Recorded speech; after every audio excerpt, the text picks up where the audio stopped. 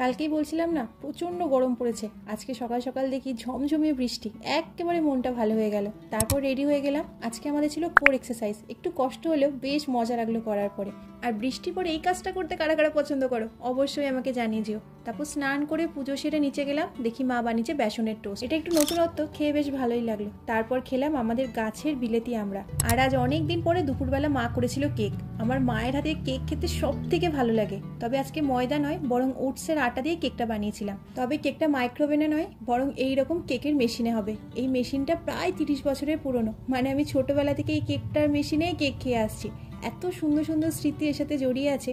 হয়তো মাইক্রোওভেনে এর থেকে অনেক তাড়াতাড়ি কেক হয়, তবে আমার কেন জানি না এতেই কেক খেতে বেশি ভালো লাগে। সেজন্য আমাদের বাড়ি এই মেশিনে কেক বানানো হয়। সব মিলে ঘন্টা দেড়েক মতো সময় লাগলো, আর আমি আমার কেকও পেয়ে গেছি। অসাধারণ হয়েছিল কেকটা খেতে। কেক খেয়ে মন একেবারে খুশি। আমি আর মা বেরিয়েছি একটুখানি হাঁটতে। তেমন কিছু কেনাকাটা নেই, তবে ওই বাজারের দিকে যাব। যেতে যেতে ফুলটা দেখতে পেলাম, তুলে মাকেও দিয়ে দিলাম। তারপরে বাজারে টুকটাক জিনিসপত্র নেওয়া ছিল। তোমাদের আগের দিন বলছিলাম না, আমাদের বাড়ির পাশে শ্রাবণ মাসের মেলা বসেছে।